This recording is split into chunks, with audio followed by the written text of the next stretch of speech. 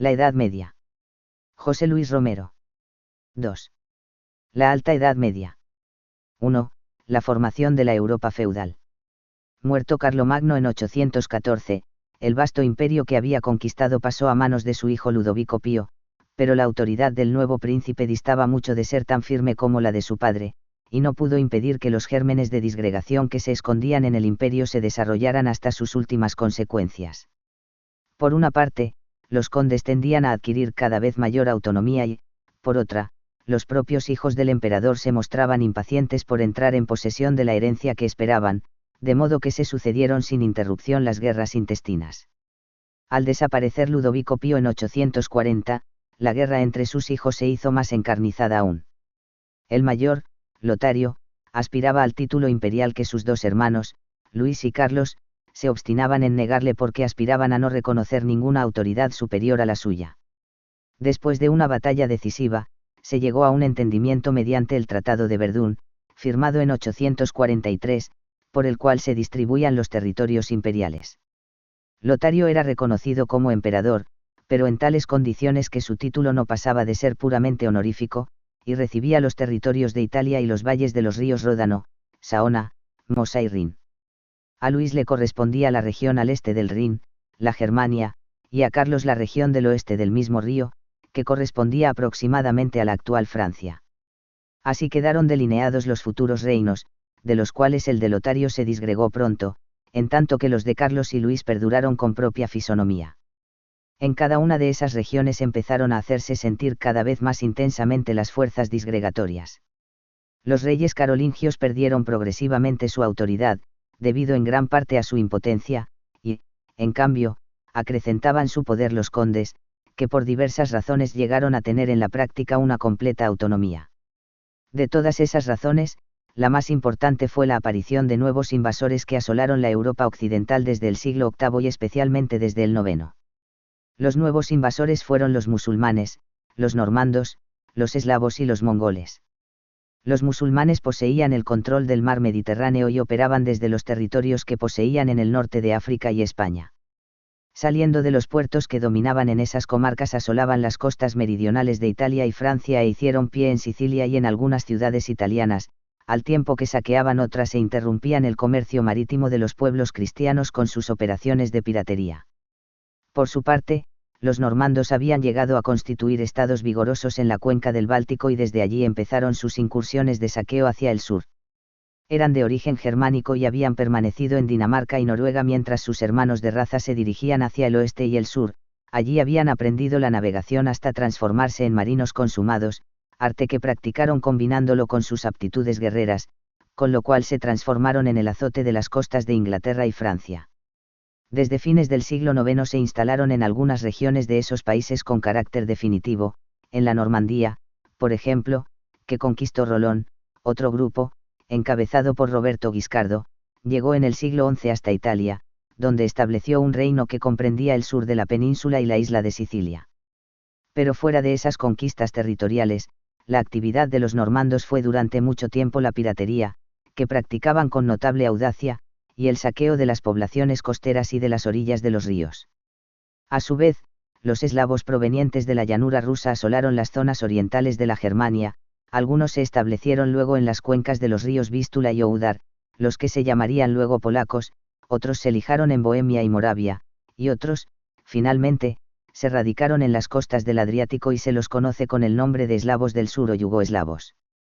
Los mongoles, en fin, desprendieron hacia el oeste una nueva rama de su tronco, los magiares, que, como antes los hunos y los ávaros, llegaron por el Danubio y se instalaron en su curso medio, la actual Hungría, desde donde amenazaban a la Germania constantemente con sus expediciones de saqueo.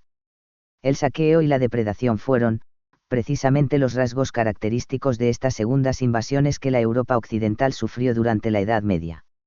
Defendidas las diversas comarcas por una nobleza guerrera, no podían apoderarse de ellas con la misma facilidad con que en el siglo V lo hicieron los germanos con el Imperio Romano, pero la falta de organización, la autoridad que se esforzaban por mantener los reyes y sobre todo las dificultades técnicas, especialmente en materia de comunicaciones, hicieron que esa defensa, aunque suficiente para impedir la conquista, fuera ineficaz para acabar de una vez con la amenaza de las incursiones de saqueo. De esas circunstancias derivó una creciente autonomía de las diversas comarcas libradas a sus solas fuerzas, de la que se beneficiaron los señores que pudieron y supieron organizar una defensa efectiva de sus territorios y de las poblaciones que se ponían bajo su custodia. Esos territorios, recibidos del rey para que los gobernaran, pasaron a ser cada vez más de la propia y absoluta jurisdicción de los señores, que poco a poco empezaron a considerarlos también como su propiedad privada, aun cuando reconocieran el mejor derecho del rey. Así se formaron poco a poco los feudos, unidad básica de la nueva organización social que germinaba, y cuyo origen, por lo demás, se remontaba a una época anterior en que esas y otras circunstancias habían tendido al mismo fin. El feudo se caracterizó, en efecto, por ser una unidad económica, social y política de marcada tendencia a la autonomía y destinada a ser cada vez más un ámbito cerrado. Había sido concedido a un noble por el rey, o por otro noble de mayor poder, para que se beneficiara con sus rentas y, al mismo tiempo, para que lo administrara, gobernara y defendiera. Ese noble, el señor del feudo, estaba unido al rey, o al noble de quien recibiera la tierra, o a ambos, por un doble vínculo, el del beneficio, que lo obliga a reconocer la propiedad eminente de quien le había otorgado el feudo, y el vasallaje, por el que se comprometía a mantener la fe jurada con su señor, obligándose a combatir a su lado y a prestarle toda suerte de ayuda. El beneficio suponía la aceptación de una tierra con la condición de no tener sobre ella sino el usufructo, en tanto que se reconocía el dominio al señor que la entregaba. Podía ser hereditario y se revocaba de común acuerdo o cuando una de las partes podía probar que la otra había violado alguno de los puntos del contrato feudal. Cada señor podía, a su vez, entregar parte de la tierra recibida a otro señor en las mismas condiciones. El vasallaje suponía la admisión de una relación de dependencia política, pues el vasallo era automáticamente enemigo de los enemigos de su señor y amigo de sus amigos, hasta el punto de que no se invalidaban los compromisos derivados del vínculo vasallático ni siquiera por los lazos del parentesco, se llegaba a ser enemigo del propio padre si el señor lo era. El vínculo feudal se establecía mediante un contrato, que por cierto no solía fijarse por escrito, pero que se formalizaba en ceremonia pública y ante testigos. Un juramento ligaba no solo a las dos partes contratantes sino también a los testigos que se hacían solidarios del cumplimiento de lo pactado. El contrato feudal tenía dos fases. En la primera se establecía el vínculo del beneficio, mediante la investidura, o entrega de un objeto que representaba simbólicamente la tierra que el beneficiario recibía. En la segunda, se establecía el vasallaje por el juramento de homenaje, que hacía el futuro vasallo a su futuro señor, besando su mano o poniendo las suyas entre las de él. Como cada señor podía hacerse de vasallos entre otros menos poderosos que él que aceptaran parte de las tierras que él tenía, llegó a crearse un sistema jerárquico que habría de ser una de las características de la sociedad de la época. Esa jerarquía se establecía dentro de la clase señorial, y era a su vez una parte de otra más vasta que la incluía, pues junto a ella se establecían los grados en que se clasificaba el orden sacerdotal y por debajo de ella se situaban las clases no privilegiadas. Era, pues, la sociedad feudal una organización basada en la desigualdad. Las clases no privilegiadas eran la de los campesinos libres y la de los siervos. Desde cierto punto de vista, la diferencia entre ambas clases era leve, pues los señores ejercían su autoridad y su poder con absoluta discrecionalidad sobre ambas, ya que no había frenos legales que pudieran sobreponerse a su predominio. Solo los principios morales y religiosos podían servir de freno, y la época feudal fue un momento de muy paulatino ascenso de esos principios. Estrictamente considerado, el campesino libre solo poseía sobre el siervo la posibilidad de cambiar de amo, pues conservaba la libertad de movimiento. El siervo estaba en cambio atado a la gleba y formaba parte de ella, hasta el punto de que era transferido de un señor a otro cuando se transfería la tierra. Pero ni campesinos libres ni siervos podían hacer nada frente a los abusos de los señores, pues la convicción estaba arraigada de que los primeros solo tenían deberes, en tanto que correspondían legítimamente a los últimos todos los derechos y privilegios.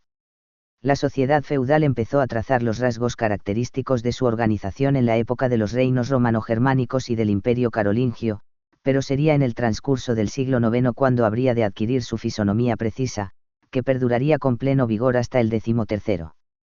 Desde entonces, aun subsistentes ciertas estructuras, ese régimen empezaría a desintegrarse por la presión de nuevas fuerzas económicas, sociales y políticas, de modo que no puede ya hablarse con absoluta exactitud de una sociedad típicamente feudal.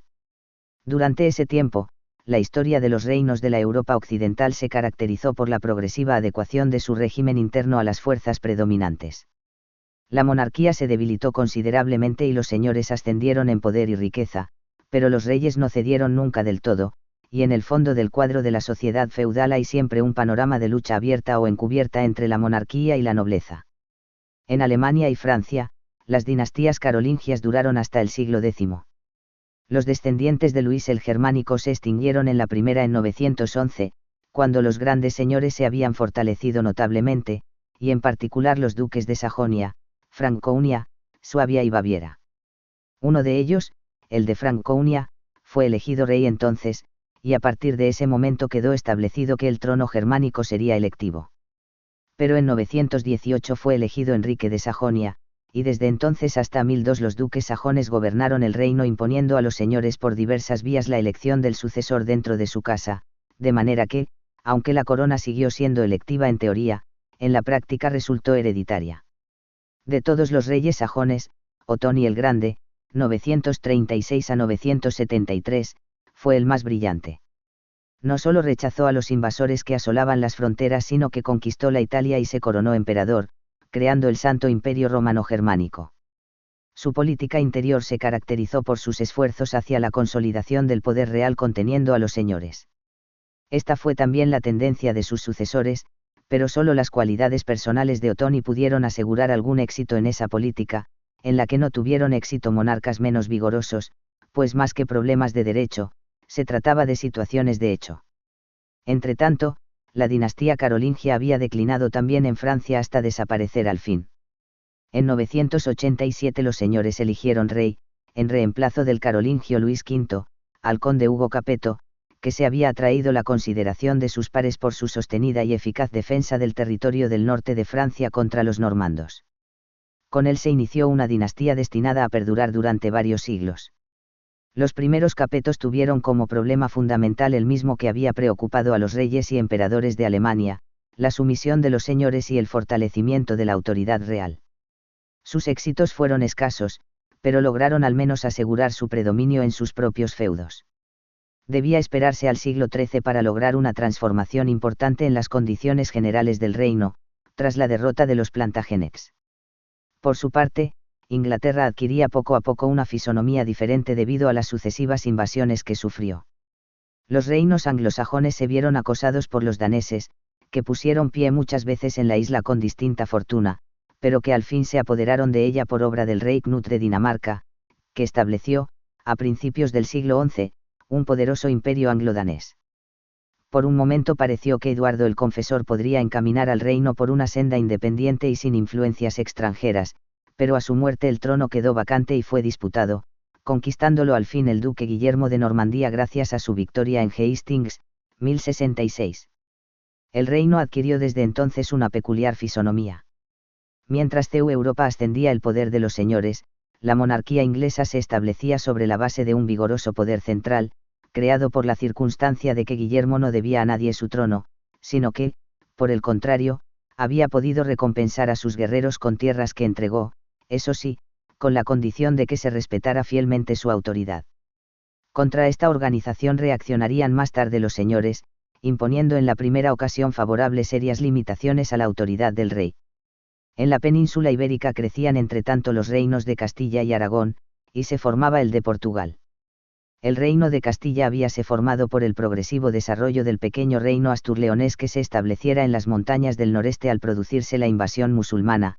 En la paulatina reconquista, la meseta castellana había adquirido cada vez más importancia por su proximidad con los estados musulmanes, y sus condes se hicieron autónomos, llegando luego a afirmar su autoridad sobre todo el reino cristiano del noroeste.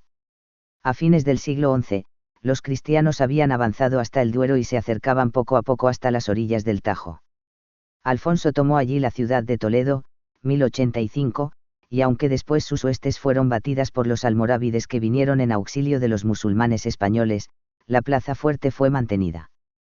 Poco después se separó de su reino el condado de Portugal, que se transformó en un reino autónomo, cuyos reyes de origen borgoñón lograron expulsar prontamente a los infieles de su suelo. Entretanto, el reino de Aragón, constituido en la antigua marca carolingia de España, se extendió progresivamente por las costas del Mediterráneo. Así crecieron y se organizaron las monarquías occidentales durante los primeros tiempos de la época feudal, en medio de una constante lucha interna entre los señores que defendían sus prerrogativas y la realeza que pugnaba por contenerlos. En esta lucha la corona comenzó a buscarse aliados, y los halló muy pronto en la burguesía, que por entonces empezaría a constituirse en las ciudades, protegida por los reyes. 2. Bizantinos y árabes hasta el siglo XIII. Mientras la Europa occidental se disgregaba en un sinnúmero de señoríos sobre los cuales ejercían escasa autoridad el emperador y los reyes, el imperio bizantino y el califato musulmán mantuvieron durante algún tiempo su unidad, aun cuando el último se desmembrara también en varias grandes unidades. En Bizancio, los reinados de León III, 717 a 740, y Constantino V, 740 a 775, correspondieron a una época de ajuste y ordenación del imperio. Firmes en sus convicciones, los dos emperadores mantuvieron su severa política contra el partido de los monjes y contra el culto de las imágenes, al tiempo que defendían enérgicamente las fronteras contra los árabes y los búlgaros. Por entonces perdió el imperio sus posesiones en Italia, de las que se apoderó Pipino el Breve para entregarlas al papado, pero en Oriente los invasores fueron contenidos. Poco después, en época de Carlomagno, la emperatriz Irene restauró el culto de las imágenes, pero esa tendencia no prevaleció y volvieron los iconoclastas al poder por algún tiempo, hasta que finalmente se restableció de modo definitivo en 843, durante la regencia de la emperatriz Teodora y a instancias de su hermano y ministro Bardas. Fue este el personaje más influyente durante el reinado de Miguel III, 856 a 867, y si bien se le debe la vigorosa persecución contra los paulicianos, que provocó lamentables consecuencias políticas y religiosas, se llenó de gloria con la restauración de la universidad y el amplio estímulo que prestó a la vida intelectual, que pasó por entonces por uno de sus brillantes momentos. Por lo demás fue también una época gloriosa, pues no solamente se contuvo a los invasores árabes sino que también se logró impedir el ataque de los rusos, organizados entonces en las llanuras comprendidas entre Naab-Garaad y Kiev por los varegas o normandos. En 850 los rusos se lanzaron sobre Constantinopla, pero fueron rechazados y desde entonces Bizancio insinuó su influencia hacia el norte hasta imprimir su sello de manera indeleble en las llanuras meridionales de Rusia. Desde 867 hasta 1056 rigieron el imperio bizantino los emperadores macedónicos. El vigor de que se sintieron poseídos y el esplendor que alcanzó el imperio indujeron a los patriarcas de Constantinopla a acentuar su resistencia frente a Roma, y las relaciones entre aquellos y el pontificado se hicieron cada vez más difíciles. Los bizantinos acrecentaban su influencia religiosa, debido sobre todo a la conversión de los búlgaros y los rusos. Pero esta influencia religiosa no correspondía a una equivalente hegemonía política, pues los búlgaros se independizaron en época del zar Simeón, 893 a 927, y se constituyeron en una potencia temible que solo pudo ser reducida por los bizantinos a fines del siglo X. Entretanto, el conflicto con el papado adquirió cada vez más vehemencia, y en 1054 quedó definitivamente establecido el cisma entre Roma y Constantinopla, luego de la excomunión del patriarca Miguel Cerularios por el Papa León IX. Poco después entró el imperio bizantino en una rápida declinación, no solo por razones internas, sino también por la terrible ofensiva que iniciaron los musulmanes, ahora dominados por los turcos seldiúcidas. Bajo la presión de sus fanáticos jefes, el mundo musulmán había vuelto a adquirir por entonces la unidad y vigor que le había faltado en los últimos tiempos, de modo que, a mediados del siglo XI, recomenzó la Guerra Santa con la misma violencia que había tenido en los primeros tiempos. Justamente cuando los normandos de Roberto Guiscardo ocupaban el sur de Italia y Sicilia, los musulmanes se apoderaron del Asia Menor tras operaciones rápidas y concluyentes, de modo que el imperio bizantino se vio en el mayor peligro. Cuando en 1081 asumió el poder imperial Alejo I Comneno, solicitó ayuda a los cristianos de Occidente contra los infieles, el papado organizó las cruzadas, acaso con la esperanza de unificar otra vez la Iglesia, y Bizancio reconquistó el Asia Menor, en el curso de las 3 primeras cruzadas, no sin tener que tolerar la vecindad de algunos señoríos latinos que demostraban la intención expansiva de los occidentales. La Cuarta Cruzada fue una prueba concluyente de ello. Unidos los venecianos y los franceses, se dirigieron contra Constantinopla y se apoderaron de ella, a impulso de los comerciantes venecianos que aspiraban a utilizar las vías de penetración económica que había insinuado el imperio.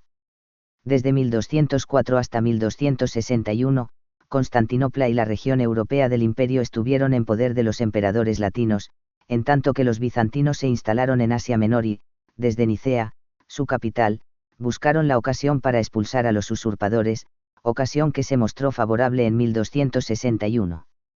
Desde la caída de los omeyyades, el centro del califato musulmán se había desplazado hacia la Mesopotamia y el Irán, de donde sacaban su fuerza los nuevos señores, que por el fundador, Abul Abbas, se llamarían abasidas.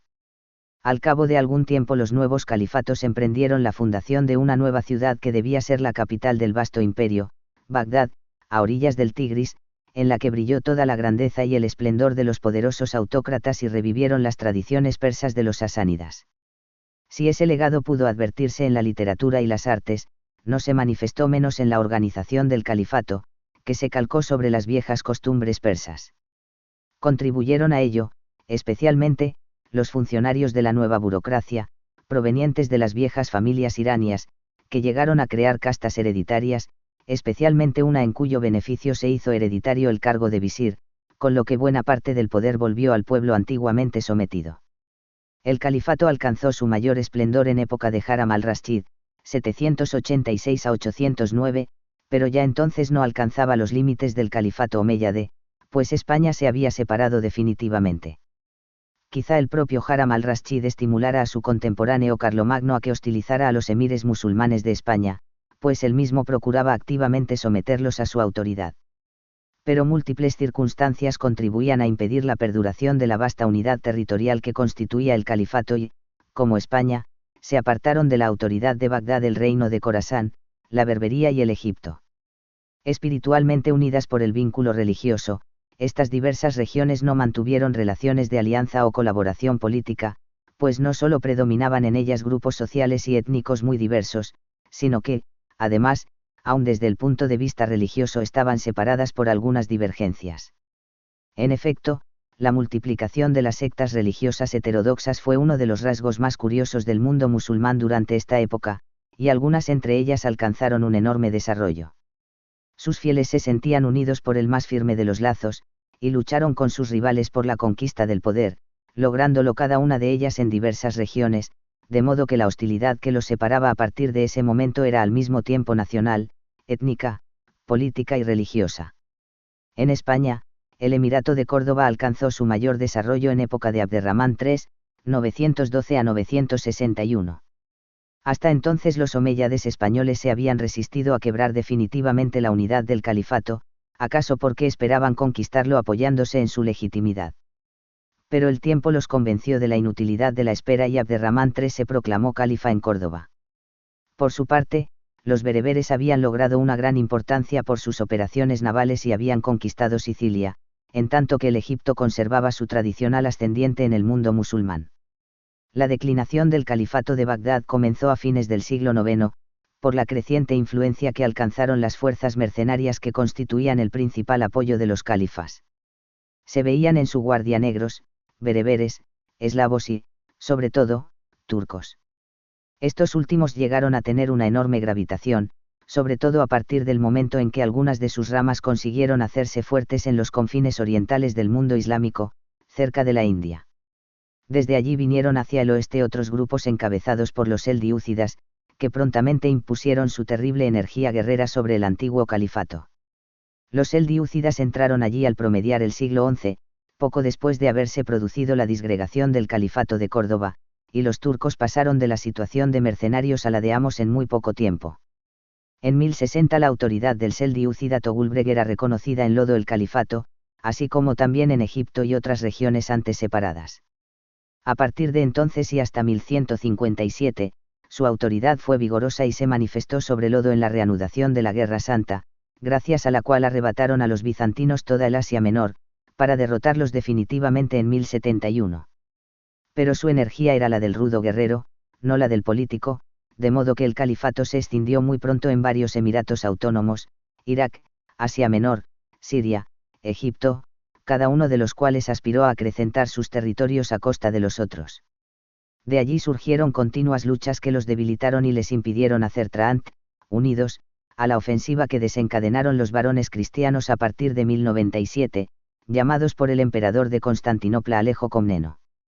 La pérdida de algunos lugares estratégicamente importantes, como Edesa y Jerusalén, contribuyó a acelerar la declinación de los emiratos musulmanes, que constituyeron fácil presa para un conquistador de envergadura, Saladino, de origen kurdo, que se apoderó del Egipto por el mismo método que habían usado los seldiúcidas para quedarse con el califato, esto es, usurpando el poder de quienes lo habían llamado para que lo sirviera.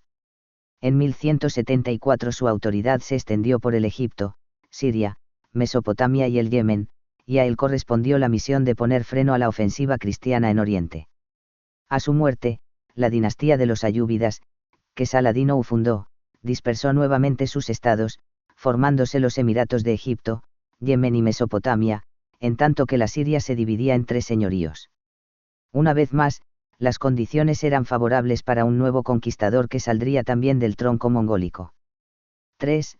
El imperio y las ciudades libres.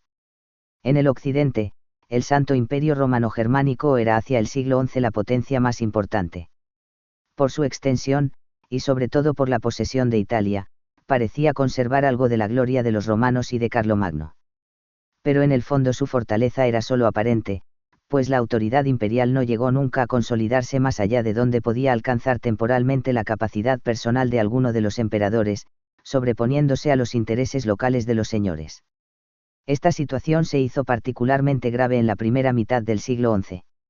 A la muerte del último emperador sajón, Otón III, fue elegido el duque de Baviera, Enrique II, que gobernó hasta 1024. Después de la elección recayó en Conrado II de Franconia, y desde entonces hasta 1125 retuvo esta casa la corona por el mismo método que antes habían puesto en práctica los duques sajones, esto es, comprometiendo a los electores de diversas maneras para asegurar la elección en favor de los miembros de la familia.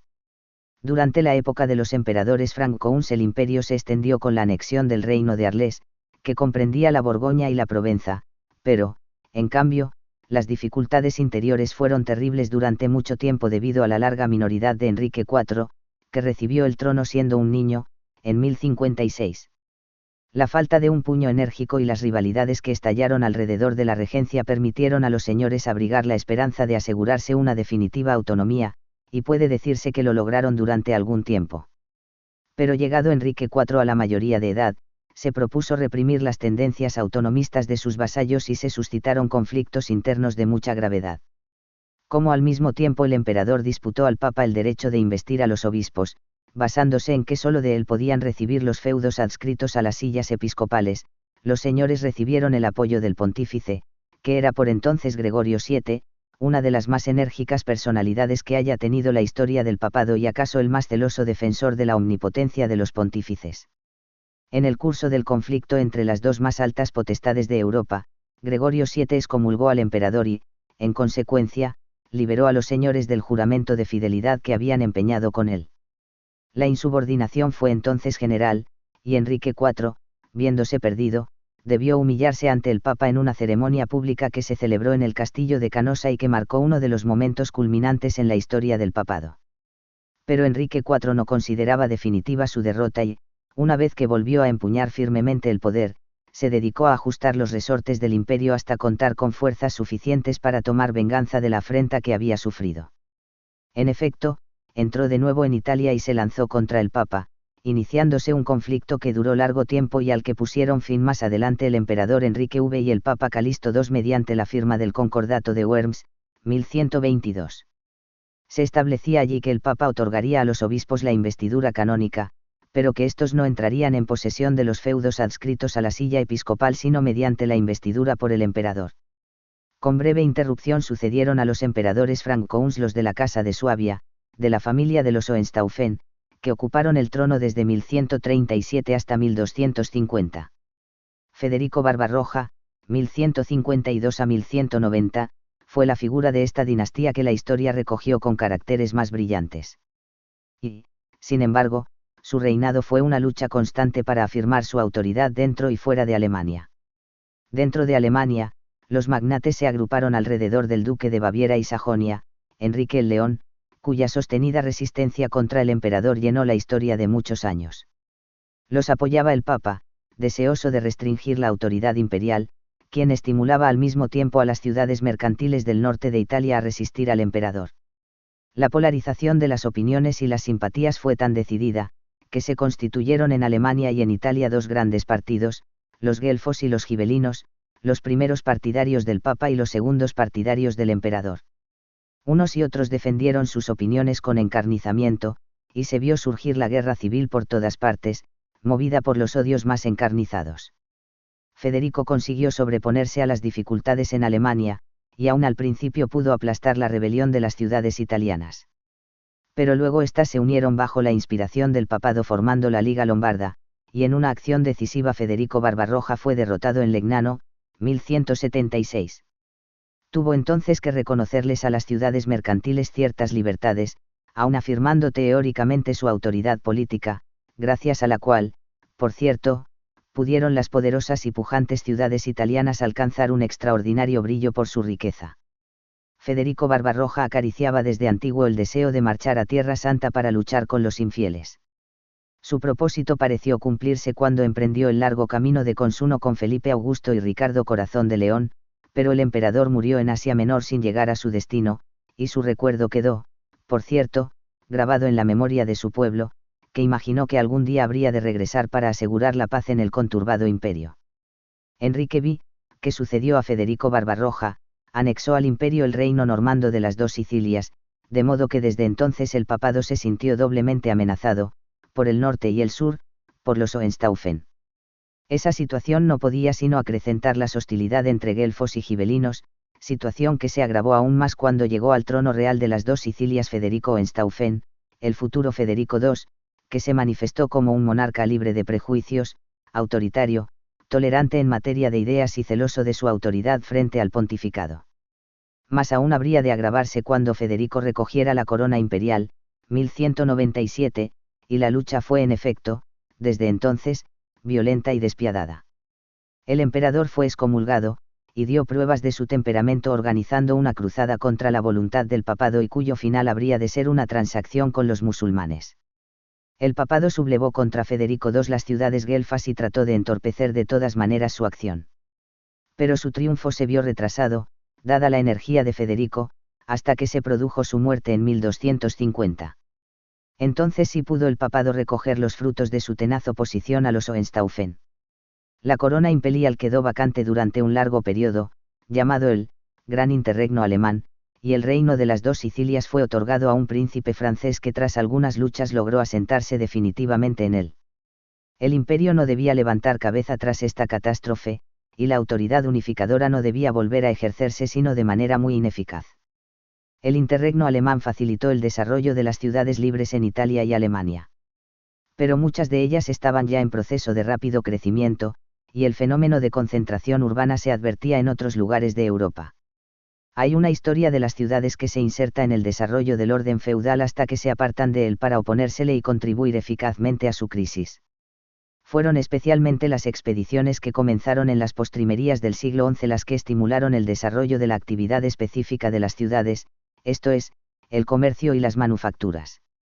Viejos centros urbanos de origen romano, decaídos durante la temprana Edad Media, y nuevas poblaciones levantadas en los cruces de los caminos o en las proximidades de algún lugar de peregrinación, empezaron a atraer a los campesinos que lograban escapar de los vínculos señoriales para iniciar allí una nueva vida.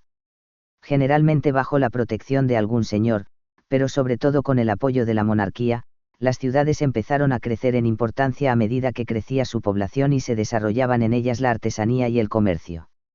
Los reyes vieron en las poblaciones de las ciudades sus aliados naturales contra los señores, no solo porque pagaban su protección con dinero contante y sonante que permitía la creación de un tesoro real, sino también porque servían fielmente a sus intereses hostilizando a los señores en procura de su libertad comunal. Las cartas municipales o los fueros acordados por el rey independizaron a las ciudades de la tutela y la explotación de los grandes señores feudales y les permitieron apresurar su desarrollo económico, en el que debía tener origen una clase burguesa con intereses e ideales opuestos a los tradicionales de la sociedad feudal. Así, al restablecerse el tráfico marítimo gracias a la acción de los cruzados, una artesanía y un comercio próspero empezaron a desarrollarse, y con ellos una economía cada vez más apoyada en el uso de la moneda. En poco tiempo, la riqueza inmueble que constituía el fundamento de la clase feudal debía empezar a perder la decisiva supremacía que había poseído hasta aquella época. En el siglo XII algunas ciudades obtuvieron del rey de Francia una carta municipal que les aseguraba cierto margen de independencia gracias al cual les fue posible desarrollar libremente sus actividades económicas. Otras ciudades francesas y flamencas obtuvieron semejantes franquicias, y la misma suerte cupo a las de Aragón, Castilla, dos Sicilias, Alemania e Inglaterra. Las industrias empezaron a florecer, especialmente la de los tejidos, y un activo comercio empezó a desarrollarse en todo el occidente.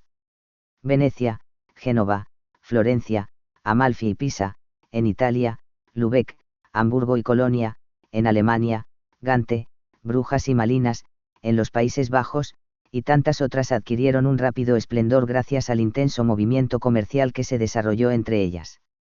Desde Nájera divergen hasta Londres y Burdeos, y desde Bizancio y los puertos de Siria hasta España, las naves empezaban a traer y llevar mercancías, materias primas y artículos manufacturados que servían a las necesidades fundamentales de la vida, pero que desarrollaban también un apetito por los objetos de lujo antes desconocidos en el occidente. Para facilitar el intercambio y para defenderse de quienes aspiraban a dominarla a fin de controlar sus crecientes riquezas, las ciudades formaron ligas y hermandades, con lo que su poder creció considerablemente. La Hansa teutónica, que agrupaba las ciudades alemanas y extendía sus actividades por el mar Báltico, el del norte y el océano Atlántico, fue, acaso, la más poderosa. Las ciudades del norte de Italia se unieron formando la Liga Lombarda, que pudo hacer frente con éxito a Federico Barbarroja. Y en otras partes acuerdos más o menos duraderos lograron el mismo fin. En el siglo XIII la burguesía de las ciudades había alcanzado tal poder, que pudo lograr su independencia casi absoluta en el territorio imperial. En esa misma época, procuradores o representantes de las ciudades acudían a las cortes aragonesas y castellanas, así como al naciente Parlamento inglés. Su importancia política parecía escasa, pero sus intereses se imponían a la consideración de la corona, que se sentía solidaria con ellos.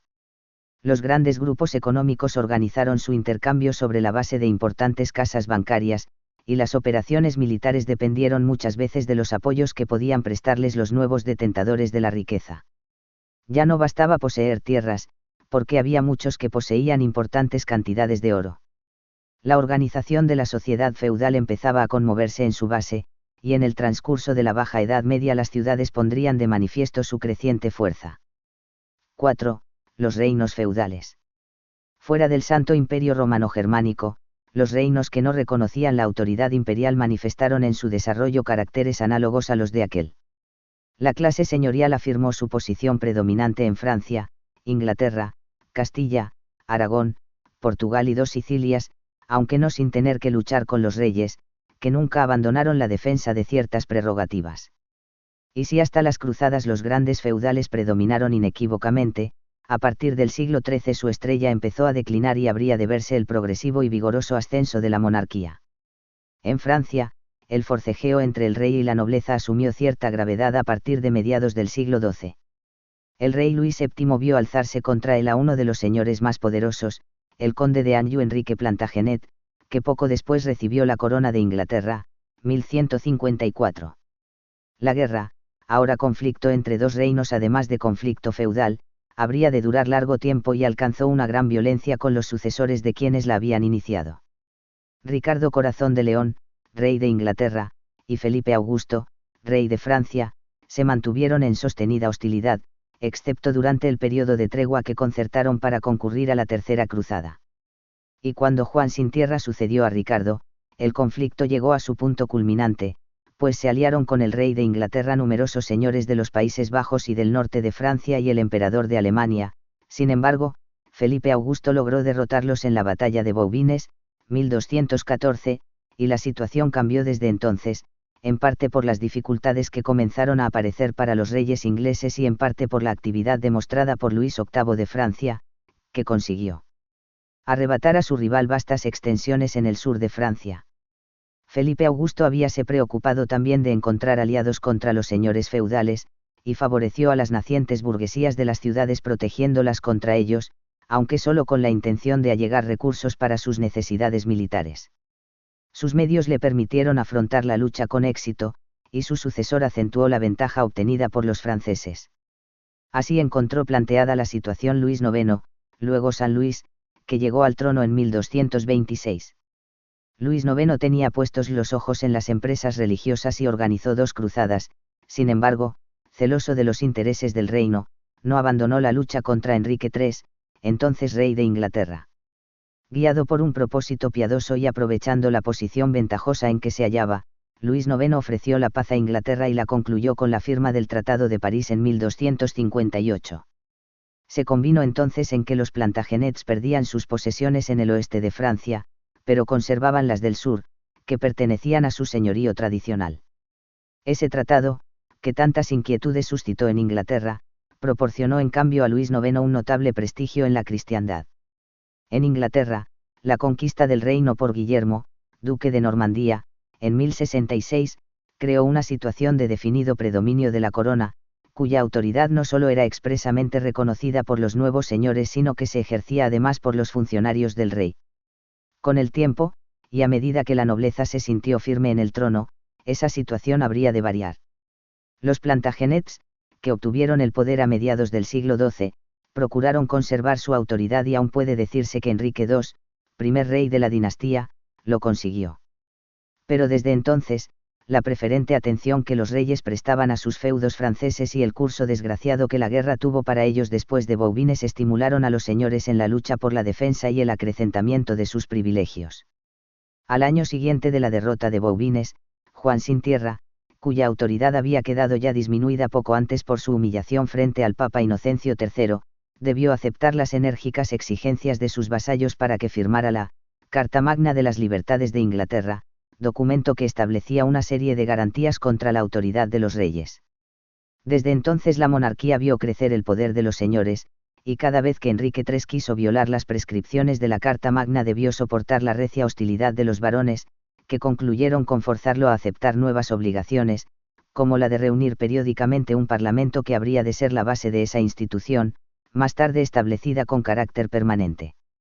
En efecto, tras la firma del Tratado de París en 1258, los nobles encabezados por Simón de Montfort obligaron al rey a suscribir los Estatutos de Oxford, en los que se enunciaba la obligación del rey de gobernar asistido por un consejo de varones.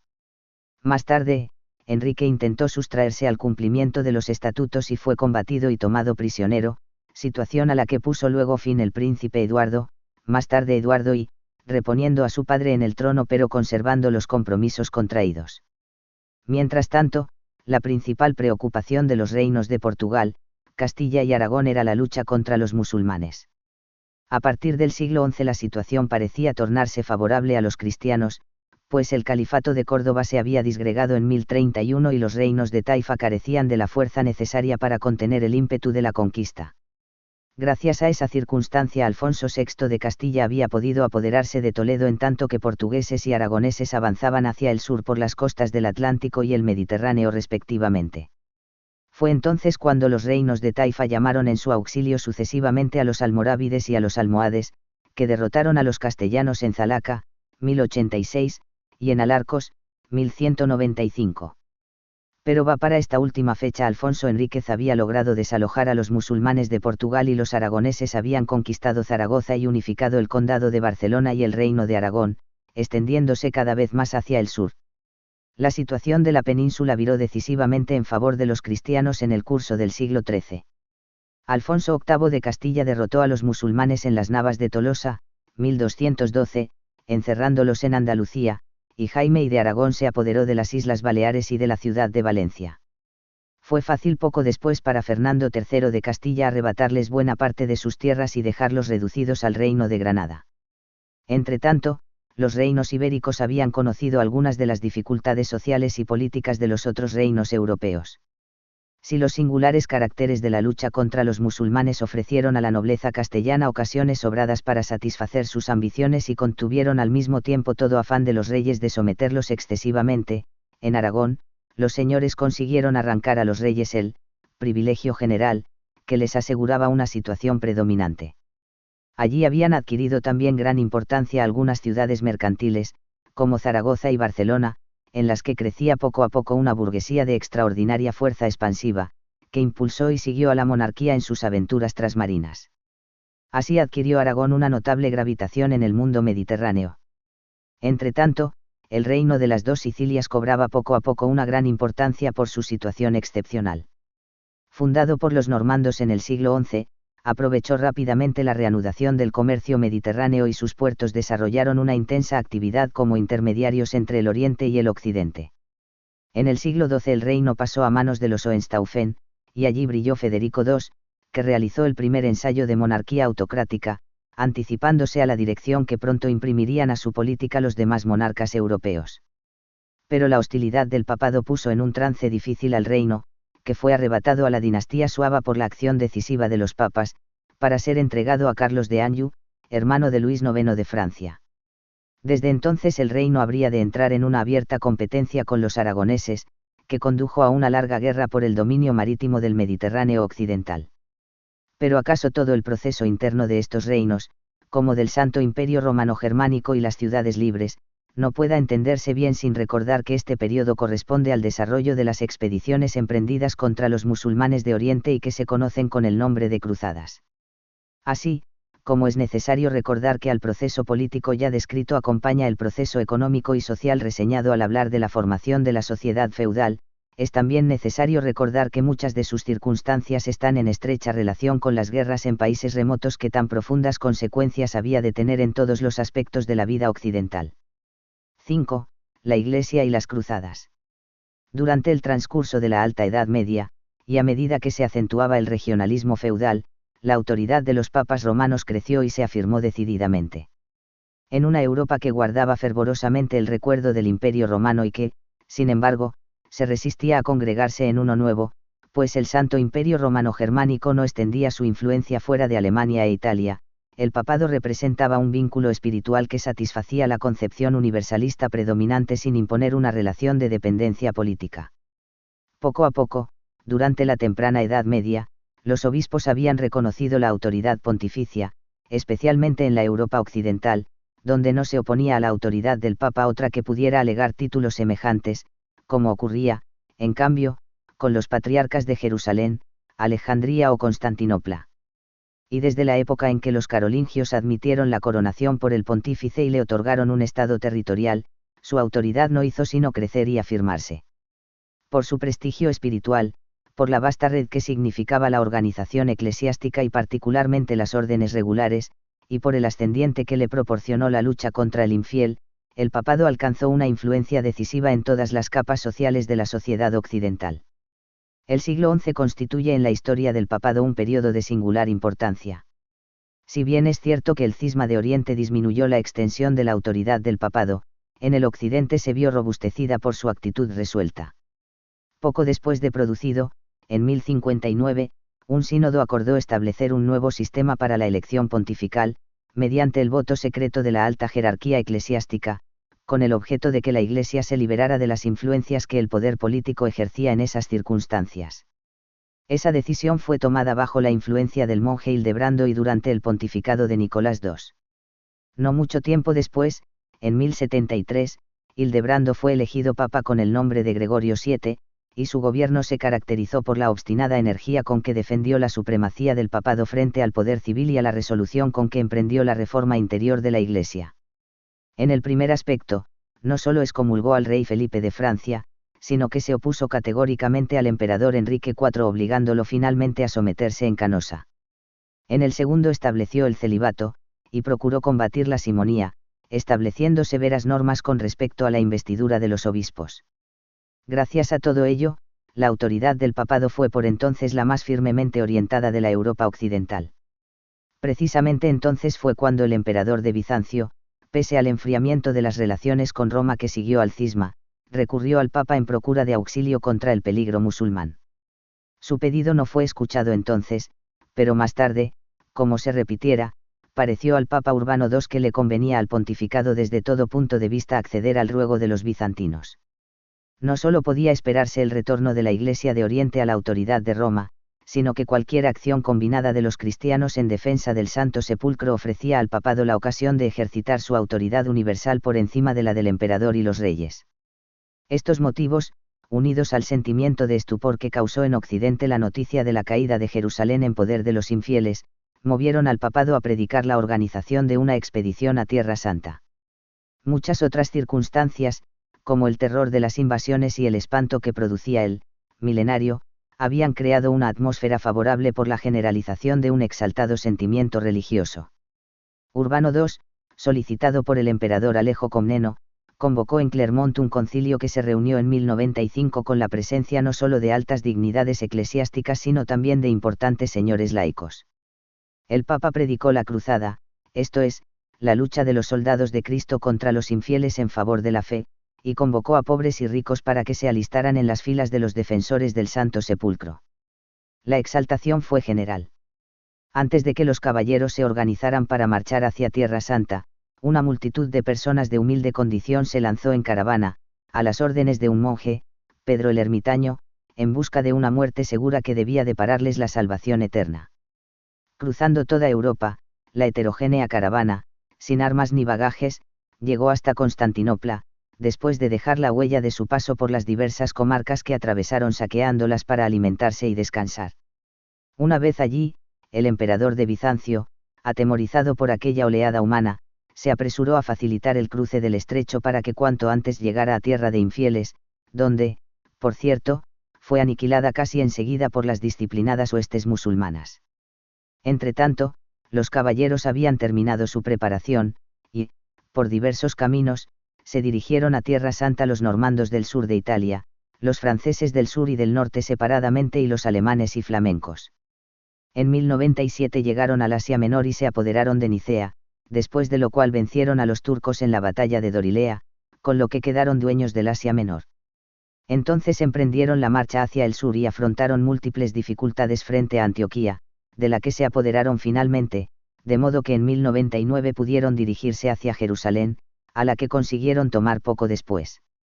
Los cruzados establecieron allí un reino cristiano bajo la autoridad de Godofredo de Bullián, que tomó el título de protector del Santo Sepulcro, y procuraron mejorar sus posiciones abriéndose paso hacia la costa mediterránea. Otros señoríos, sobre todo los de Antioquía y Edesa, servían de contrafuerte a Jerusalén, de modo que por algún tiempo pudieron los cristianos sentirse fuertes allí.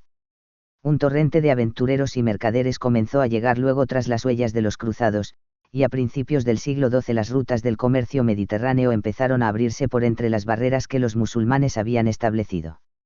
Ya al promediar el siglo XII, sin embargo, los cristianos se vieron en peligro por la reacción de los musulmanes. Una nueva expedición, la Segunda Cruzada, se organizó entonces para defender el reino cristiano, pero fracasaron tanto Luis VII de Francia como Conrado III de Alemania. Los cristianos, empero, pudieron resistir hasta 1187, pero ese año Saladino logró apoderarse de Jerusalén, poniendo fin a la conquista que tantos esfuerzos costara a los primeros guerreros. La pérdida de la ciudad santa llenó de congoja a los cristianos de Occidente. Los príncipes de tres países, Federico Barbarroja, Ricardo Corazón de León y Felipe Augusto, decidieron entonces lanzarse en una nueva cruzada, la tercera, para reconquistarla. Pero sus esfuerzos aislados no podían producir un resultado favorable. Barbarroja murió en el camino, 1190, y después de algunas hazañas personales, algunos éxitos limitados y muchos fracasos de los reyes de Francia e Inglaterra, decidieron volver estos últimos a sus tierras para seguir combatiendo entre sí, mientras Jerusalén quedaba en poder de los infieles. Puede decirse que hasta entonces había sido el sentimiento religioso lo que había movido a los cruzados, aun cuando se mezclaran con aquel ciertas ambiciones y cierto afán de aventura despertados en el ánimo de los caballeros. Pero a partir de entonces los intereses económicos empezaron a predominar, pues se advertían las posibilidades de aprovechar la libertad de los mares y las bases de operaciones en el Oriente para desarrollar un activo intercambio. Los mercaderes, en efecto, siguieron y acompañaron a los guerreros, y en muchos casos impusieron sus puntos de vista. Fue precisamente lo que ocurrió con la Cuarta Cruzada. En efecto, preparada por caballeros franceses, resultó en la práctica una expedición comercial dirigida por los mercaderes venecianos que, al facilitar los barcos, exigieron que se realizara ante todo una operación militar contra Constantinopla para fortalecer su posición comercial en el centro vital del comercio de Oriente. Los caballeros franceses, ante la imposibilidad de pagar los gastos de la expedición, cedieron a la demanda de los venecianos, y muy pronto cobraron un enorme entusiasmo ante la perspectiva de apoderarse de la capital bizantina. Así lo hicieron, en efecto, en 1204 y fundaron entonces el Imperio Latino de Oriente, del que Balduino de Flandes fue el primer emperador, quedando los bizantinos reducidos a sus territorios del Asia Menor. De ese modo quedó desvirtuado el objetivo de los cruzados, que desoyeron la enérgica condenación del Papa Inocencio III, y pusieran de manifiesto la gravitación que comenzaban a tener los intereses económicos. En el curso del siglo XIII se organizaron 4 cruzadas más. La quinta fue dirigida, en 1217, por el rey de Hungría y el caballero francés Juan de Brienne, y tuvo como principal objetivo el Egipto, ahora principal reducto de los musulmanes, pero no alcanzó ningún resultado favorable. Pocos años más tarde el emperador de Alemania Federico II organizó una nueva cruzada, 1228, que tuvo que realizar sin el concurso de la Iglesia debido a sus conflictos con el papado. Esta vez los resultados fueron aún más sorprendentes que los de la Cuarta Cruzada, pues Federico entró en negociaciones con los musulmanes y obtuvo la posesión de Jerusalén con excepción del barrio donde está situada la mezquita de Omar, así como también de las ciudades que jalonaban la ruta desde la costa hasta la ciudad santa. Un inmenso movimiento comercial siguió a este pacto, que redundó en beneficio de las ciudades italianas, cuyas relaciones con los musulmanes se advirtieron en todos los aspectos. Finalmente, el rey Luis IX de Francia organizó 2 cruzadas. Una de ellas se realizó en 1248 y fue dirigida contra el Egipto, obteniendo al principio los cristianos algunas ventajas que se malograron más tarde. Otra cruzada, la octava y última de esas expediciones, fue lanzada en 1270, esta vez contra Túnez, debido a los interesados consejos del rey de 2 Sicilias, Carlos de Anjou, hermano de Luis IX de Francia, que deseaba recobrar la influencia que los Hohenstaufen habían tenido sobre esa región. Pero la expedición se malogró en parte por la muerte del rey de Francia. Así terminó la serie de expediciones dirigidas por los cristianos de Occidente contra los infieles. Su realización llena un importante periodo de la historia de la Edad Media y sus consecuencias fueron numerosas en todos los órdenes. Puede decirse que se abre una nueva era después de ellas, pues las aspiraciones y los ideales de vida de la cristiandad occidental experimentaron una profunda transformación. El lujo, el amor a la vida y al goce terreno se relacionó con el desarrollo de las industrias y el comercio que se notó en las ciudades del Mediterráneo. De esto último se beneficiaron los reyes, ahora más poderosos cada vez, y los nobles feudales en cambio se perjudicaron por el desarrollo de la economía monetaria. Y en el campo de la cultura, los nuevos horizontes abiertos al espíritu occidental permitirían extenderse por terrenos antes vedados. Fueron, pues, las cruzadas el punto de partida de una importante y decisiva mutación, que abre paso a la llamada Baja Edad Media.